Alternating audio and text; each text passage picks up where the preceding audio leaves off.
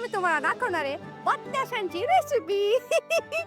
बत्तीशीची नाही हो, बत्ताशी. म्हणजे बघा, आपण गुढी उभारतो की नाही, तर गुढी पाडव्याला की नाही त्याच्यासोबत एक अशी माळ असते. उठा ना चढदिशी, हा पुलाला ताप भरलाय, त्याला हॉस्पिटलात न्यावं लागेल. उठा बरं. झालं, मस्त मुहूर्त निवडला ना भाऊजींनी. आला आला पाडवा, दीर झाला माझा आडवा. कानू, आपूचं कापड एका पिशवीत भरून ठेव. हा. आणि एक काम कर, वल्या टावेला तोपर्यंत त्याला गुंडाळून ठेव. मी रिक्षा घेऊन येतो. चल. जयंती, साऊला जरा फोन करते का? नाही म्हणजे आता हॉस्पिटलला जायचं तर पैसे लागतील ना. जमेल ना तुला हे काम? बस, तुमने नका मारू. लावून देते फोन.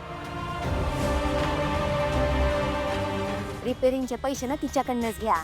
काय माझ्या नवऱ्याच्या पगाराच्या पैशातून नवीन मोटर गाडी यायच्या आधी हे घरातलं बिघडलेलं इंजिन आहे ना ते दुरुस्त करा बाई. घ्या, लावला फोन. बोला.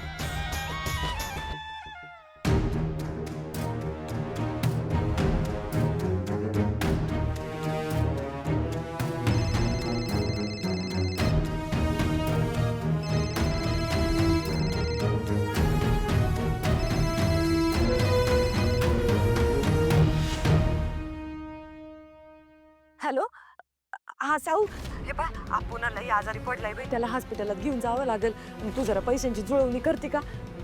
नाही म्हणजे करच तू, कारण आता हॉस्पिटल म्हणल्यानंतर लई पैसे लागतील ग. ऐकते ना साऊ? हॅलो. हा ना, ओ दे नका तुमची पोरगी. गाठोडं येते ना तिकडनं पैशाचं.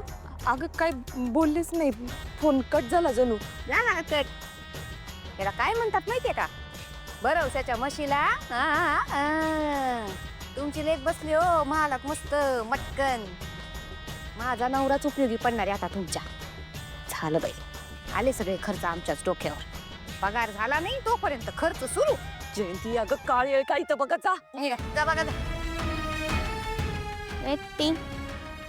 100 रुपये द्यायला पाहिजे त्यांना महिन्याची. बरोबर का? पहिले अच्छा. हां, ठीक आहे ठीक आहे, मी करतो तुम्हाला थोड्या वेळात. हो हो, चल. काय झालं दादा? सारंग सर, एक बोलायचं होतं, बोलू का? आताच तुम्ही म्हणालात की आपल्यामध्ये मैत्रीचं नातं आहे. तर त्या मैत्रीच्या नात्यानं एक सांगू का तुम्हा? सांग ना. आमची सावली निर्मळ मनाची आहे, निष्पाप आहे ती.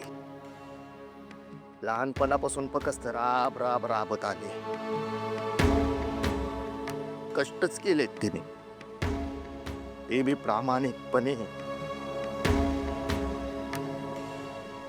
कधी कोणाला लुबाडून फसवून काही मिळवायचं ते तिला कोणी शिकवलंच नाही. स्वभावच नाही होतो तिचा तसा. तिला तुम्ही खऱ्या खोट्याच्या कसोटीवर फार का, मी काय बी बोलणार नाही. जगन्नाथजी सोबत मिळून तिनं तुम्हाला नाही फसवलंय हो. विठ्ठलाची आज्ञा घेऊन सांगतो, आमच्या साऊला कधी तोंड उघडून काय बोलताच येत नाही हो. मुकी असल्यावानी सगळं सहन करते. आता बी तुम्ही तिच्याकडे काय ते पुरावे मागताय, नाही आणू शकणार ती पुरावे.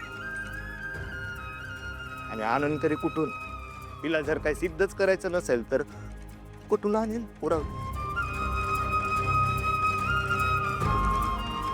या घरात तिचा एवढा अपमान होतो, घालून पाडून बोलले जातं, पण हू की चू करत नाही आमची साऊ. तरी बी टिकून आहे. का माहिती? कारण जगन्नाथजींनी तिला सांगितलं आहे की तीच तुमची जीवन रेषा आहे, आयुष्य रेषा. या एका वाक्यासाठी ती या घरात टिकून आहे बघा. दादा, तुमचं सगळं म्हणणं मला पटतंय. तुझ्या भावनांचा मी आदर करतो. पण एक गोष्ट सांगू, प्रत्येकाच्या आयुष्यात असा एक प्रसंग येतो, ज्या प्रसंगामध्ये त्याला स्वतःला सिद्ध करावं लागतं या जगासमोर.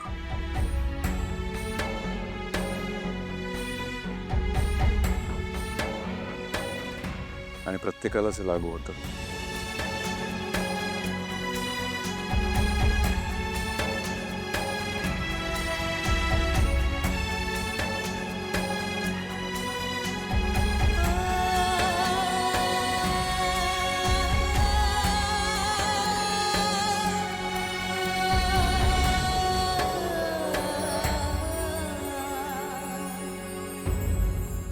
आणि कधी कधी सिद्ध करावं, माझ्यासाठी नाही, या घरातल्या सगळ्यांसाठी.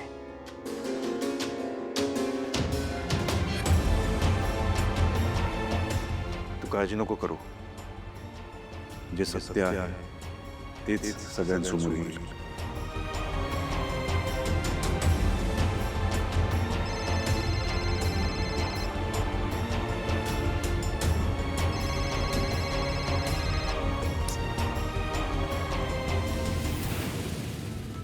हात नको जाऊ.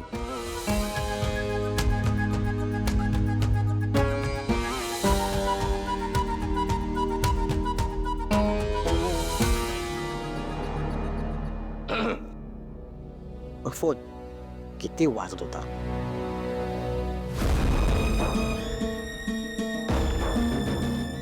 आईचा फोन.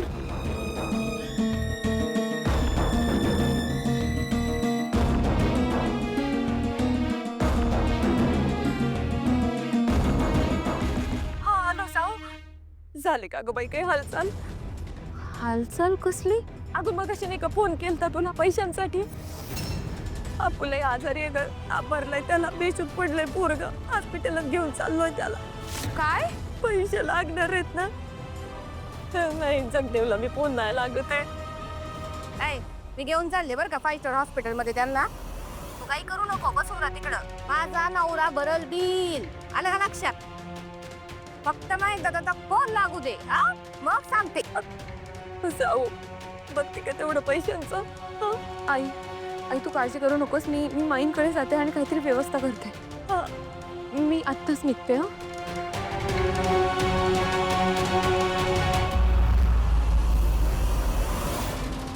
आई पाडव्याच्या मुहूर्ताला ही मुलगी कुठे निघाली एवढ्या घाईघाईत?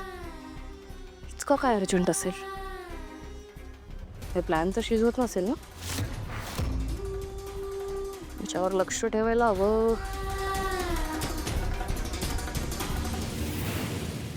हॅलो. हां मंगेश. हां. सावली आत्ताच घरातून बाहेर निघाली. ती कुठे जाते, काय करते, जरा बारीक लक्ष ठेव तिच्यावर. Okay madam. आणि हो, कोणाच्याही लक्षात येता कामा नाही. मॅडम तुम्ही काही टेन्शन घेऊ नका, मी सगळं नीट करतो.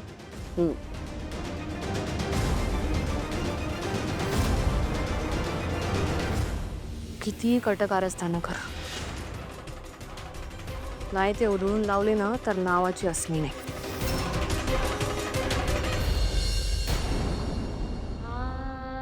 तुळशी आई,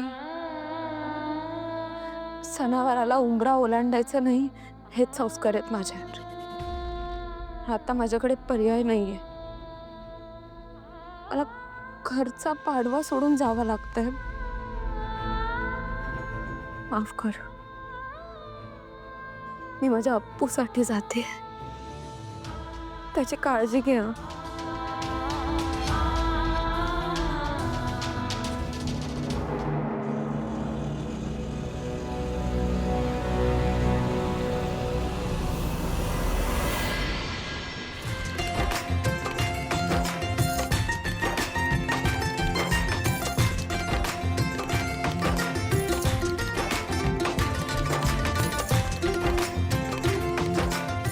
अरे वा, छान चालली आहे तयारी. पण बाकीचे सगळे कुठे आहेत? राजकुमार, नील, ऐश्वर्या, सारंग. हो ना, आणि सावली वहिनी पण दिसत नाहीये. तेच ना, ते काय सावलीचं नाव नाही घेतलं ना, म्हणून कुठे दिसेना झाली. नाही विसरलं नाही मी, तिचं नाव मी मुद्दामूनच घेतलं नाही, कारण मी या कुटुंबातल्या सदस्यांबद्दल बोलत होते, बाहेरच्या लोकांबद्दल नाही. आज नवीन वर्ष आहे, शुभ मुहूर्त आहे, तेव्हा शुभ प्रसंगी शुभ गोष्टीच घडायला पाहिजेत असं मला वाटतंय. तेव्हा आजच्या दिवशी तरी जी व्यक्ती मला आवडत नाही त्या व्यक्तीचा चेहरा मला दिसला नाही तरी चालेल.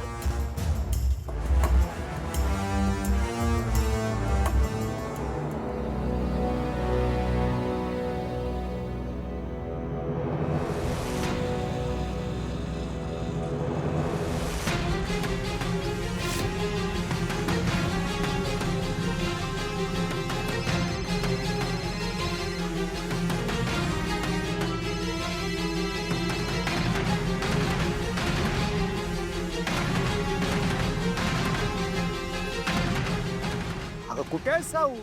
हा? अगं घरची आठवण काढताय तुझी. दादा, अप्पूची तब्येत खूप बिघडली आहे. काय? मी आता हॉस्पिटलमध्ये जाते, पण मी घरात कोणालाच सांगितलं नाहीये. अगं पण किमान सारंग सरांना तरी सांगायचं होतंस की. दादा, अरे मी त्यांना सांगितलं ना तर हातातली खांबं सोडून त्या आधी माझ्या मदतीला येतील. एकतर घरात सण आहे, तर तुला माहिती आहे ना तिलोत्तमा मॅडम माझ्यावर किती चिडतात ते. त्यात माझ्यामुळे पाडव्याच्या दिवशी घरातलं वातावरण बिघडायला नको, म्हणून अप्पूच्या आजारपणाबद्दल तू घरात कोणालाच काही कळू देऊ नकोस. हा दादा, ऐक माझा. गुढी उभारून तू सरळ हॉस्पिटलमध्ये ये. तोपर्यंत पैशांची व्यवस्था करायला मी माईंकडे जाते. बरं ठीक आहे. दादा, लवकर चला ना जरा.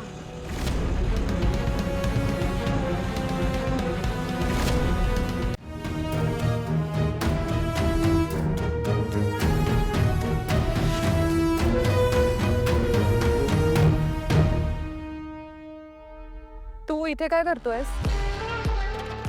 मॅडम ती बाहेर गुढी उभारायचा कार्यक्रम आहे, तिकडे जा, काम कर. एक काम होतं.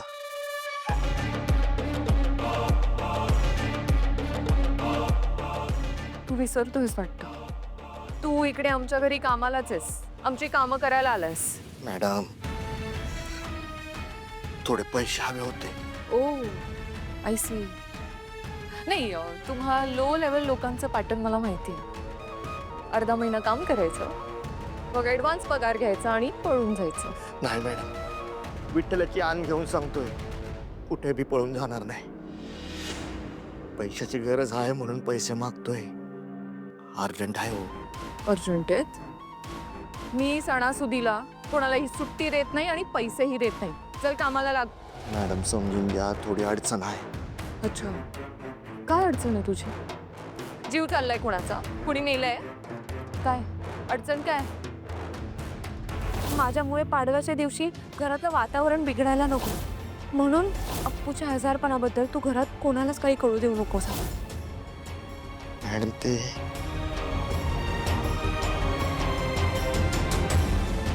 काय मॅडम ते म्हणजे काय? एक प्रश्न विचारला तुला, त्याचंही उत्तर नाहीये तुझ्याकडे. म्हणजे काहीच अर्जंट नाही, उगीच ड्रामा करतोयस, काम चुकारपणा करतोयस. जा बाहेर, कामाला लाग. चल. का साऊ, का शपथ घातलीस तू? काय उभं आहे? जा कामाला लाग. चल.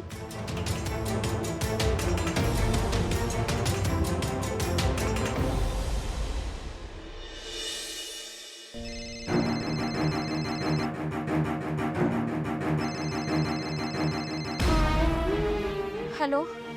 हां साऊ, आम्ही इथं आलोय का हॉस्पिटलमध्ये? परितली माणसं म्हणतायत 1.5 लाख रुपये भरा आधी आणि मग पुढचं काम सुरू करतील ते. आता एवढे पैसे कुठून आणायचे? हो आई, मी आता भैरवी माईंकडे जाते. मी बघते काय होतंय का. हां, ठेवते.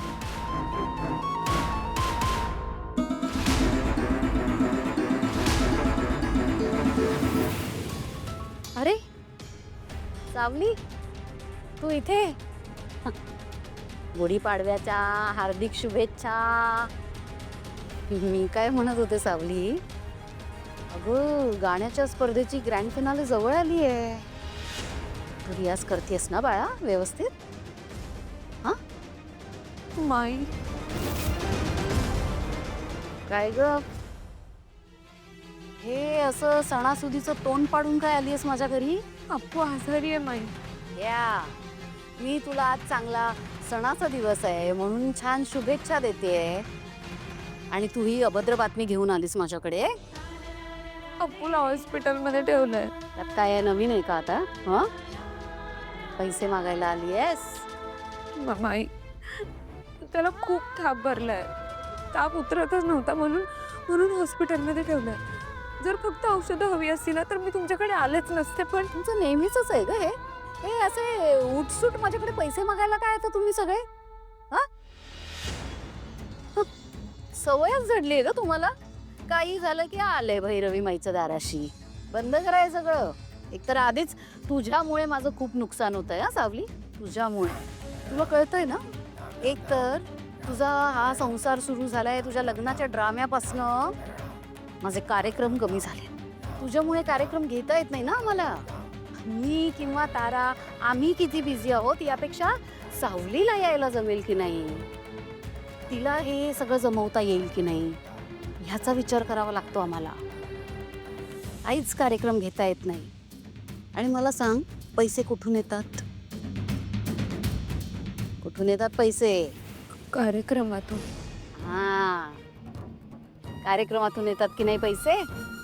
म्हणजे आता आपण जास्तीत जास्त कार्यक्रम कसे करू शकू आणि जास्तीत जास्त पैसे कसे मिळवू शकू ह्याचा तू विचार केला पाहिजेस बाळा. त्यासाठी तू तुझ्या गाण्यावर लक्ष दिलं पाहिजे, हो ना? आत्ता मला पैसे द्यायला जमणार नाही. ये आता कार्यक्रम झाले की मग देईन तुला पैसे. माई, हा, ठीक आहे, चल. हा, गुढीपाडव्याच्या शुभेच्छा सांग सगळ्यांना. हा, निघ.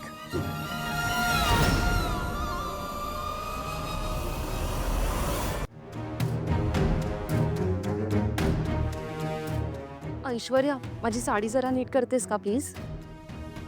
अमृता वहिनी, किती दिवस माझ्यासोबत राहतेस? शिकून घ्यायचं ना. ठीक आहे ग, तुझी गोष्ट वेगळी आहे. तू आपल्या घरचा एवढा मोठा बिझनेस सांभाळतेस, 4 लोकात उठबस करतेस.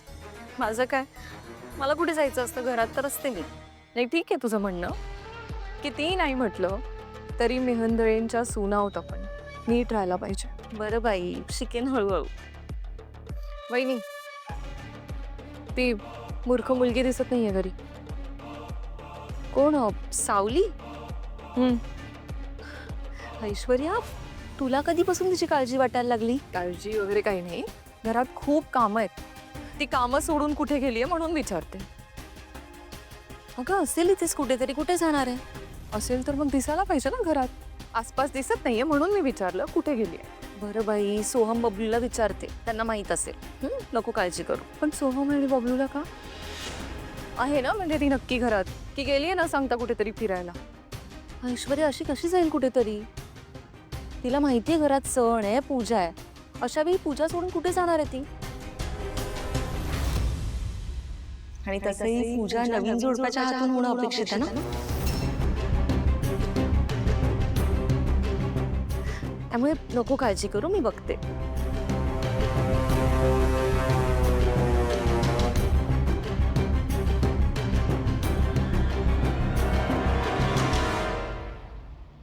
काय करतोस तू? अगं ती कुर्त्याची बटणं मला सापडत नाहीये.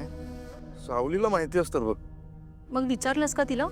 विचारायला जागेवर असायला हवी ना ती. जरा बोलव ना तिला. नाही अरे, तिलाच बघायला आले होते मी इथे. का खाली नाहीये? नाही ना, किचन मध्ये पण नाहीये, तुळशी जवळ पण नाहीये, कुठेच दिसत नाहीये. कुणाला तरी सांगून गेली असेल. नाही ना, तसं असतं तर बोललं असतं ना कोणीतरी. फोन केलास तू? केला होता पण उचलतच नाहीये. बाहेर गेली असेल काहीतरी सामान वगैरे आणायला. हा, कधी कधी काही राहिलं असेल ना तर ती कुणाला न सांगता एकटीच जाऊन घेऊन येते. तसंच असावं बहुतेक.